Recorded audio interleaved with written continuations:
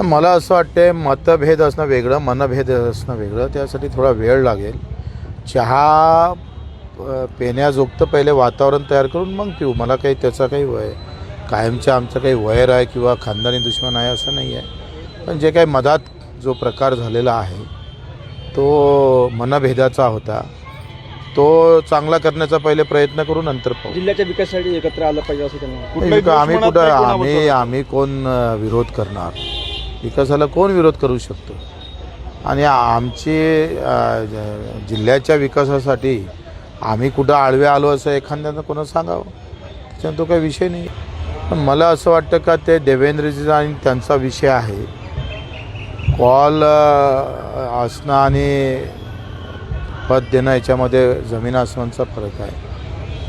त्यांच्या मनात अधिक काही मोठं मंत्रिपदापेक्षा मोठं देण्याचा त्यांचा विचार असेल देवेंद्रजीचा, म्हणून कदाचित थांबवलं असेल. नाही तर मग म्हण प्रचलितच आहे, गरज सर्व वैद्य मरो. पीएमची कृपा राहील, दुसरं काय आहे? पीएमच्या कृपेशिवाय त्यांच्याजवळ आहे तरी काय?